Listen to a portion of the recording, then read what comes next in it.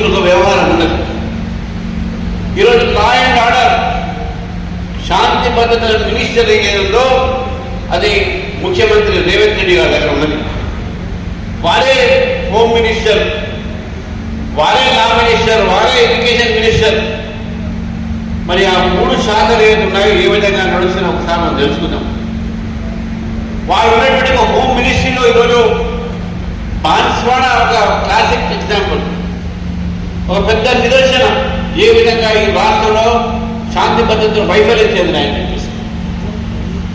బాన్స్వాడలో Bharatiya Janata party మీద, Hindu activist మీద తప్పుడు కేసు పెట్టి జైలుకి పంపించి, ఒక కేసు కాదు 2 కేసులు కాదు 12 కేసులు పెట్టి అమాయకులమైనటువంటి ఒక కార్యకర్తల్ని జైల్లో పెట్టేటటువంటి ఒక కార్యక్రమం చేసింది ఈ రేవంత్ రెడ్డి గారి ప్రభుత్వం.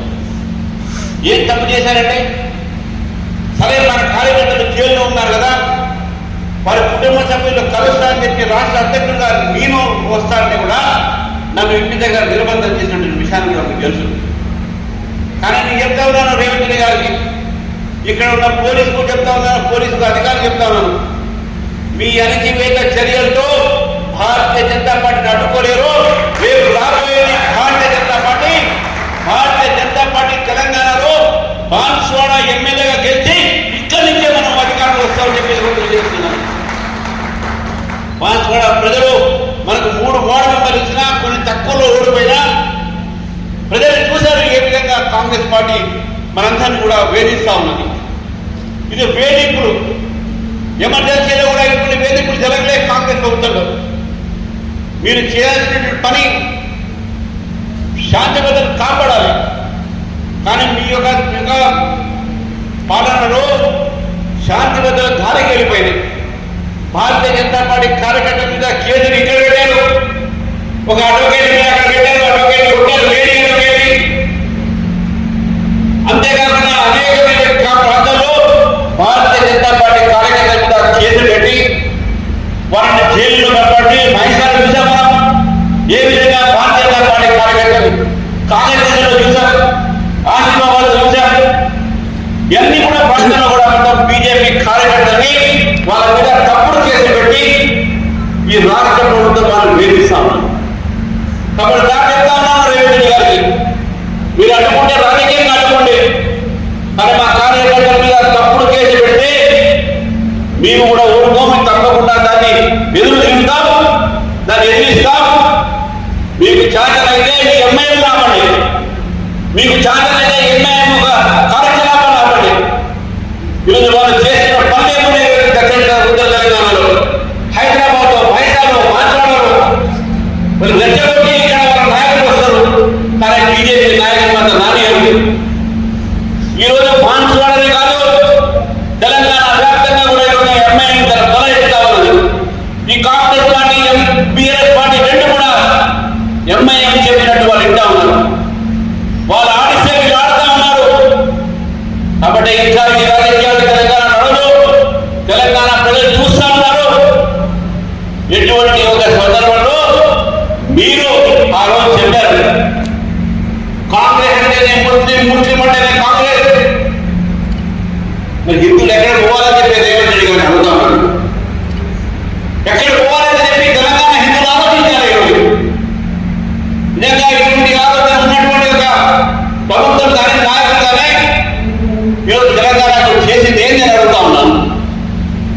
బాన్స్వాడలను చూస్తే ఇక్కడ చెరుకు ఫ్యాక్టరీ ఉండే, మరి తెలంగాణలో రాకముందు బీఆర్ఎస్ పార్టీ, ఇదే కాంగ్రెస్ పార్టీ చెరుకు సంబంధించిన ఇండస్ట్రీని కాపాడుతూ ఉన్నారు. పక్కన ఉన్నటువంటి బోధన ఫ్యాక్టరీని రిపేర్ చేస్తూ ఉన్నారు. మరి మీ వాగ్దానాలు ఏమేమి చెప్పి అడుగుతా ఉన్నాను. ఇక్కడ రైతుల పరిస్థితి మనం చూస్తా ఉన్నాం. ఒకేమో రైతులు కష్టపడుతూ ఉన్నారు, ఒకేమో రైతులు బాధపడుతూ ఉన్నారు. వారు పడినట్టు దాని వస్తుంటే చూశారు నేను, రోడ్ల మీద దాని పేరుంది, తార్పాలను లేవు కప్పడానికి. అది మీ బాధ్యత కాదా అని చెప్పి ఈ ప్రభుత్వాన్ని అడుగుతా ఉన్నాను. అంతేకాదు ఇక్కడ ఉన్నటువంటి ఒక ముసిగే మాఫియా పెరిగింది, స్టోర్ ఫైనాన్స్ మాఫియా పెరిగింది.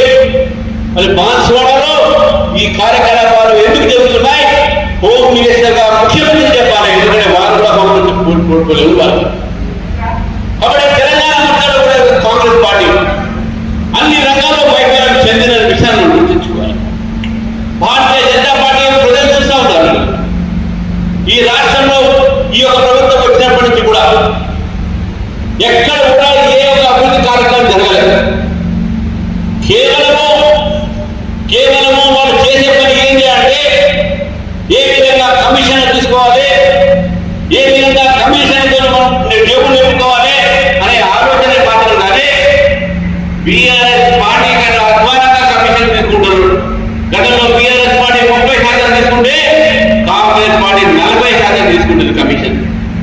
మీరు చూస్తామా, మనం ఎక్కడ కూడా పని జరగట్లేదు. ఒక కొత్త రోడ్డు ఇవ్వలేదు, ఒక కొత్త రోడ్డు ఇవ్వలేదు. కానీ అదే నేషనల్ హైవే నరేంద్ర మోడీ గారు ఉంటారు. మీరు చూస్తున్నారు తెలంగాణ వ్యాప్తంగా కూడా జాతీయ రహదారులతో ఈ రోజు మన తెలంగాణ ఏ విధంగా వేగంగా మనం కాకపోతా ఉన్నాయి, పండుపోతా ఉన్నాయి. కానీ రాష్ట్ర ప్రభుత్వంలో ఉన్నటువంటి రోడ్లు ఏ అడ్వాన్స్ ఉండేది ఒకసారి ఆలోచించాలి. ఒకేపు రైతు, ఒకేపు ప్రజలు, మరి విద్యార్థులు కూడా ఈ రోజు బాధపడతా ఉన్నారు. ఫీ రీఎంబర్స్మెంట్ కింద ఫీ రీఎంబర్స్మెంట్ రాలేదు.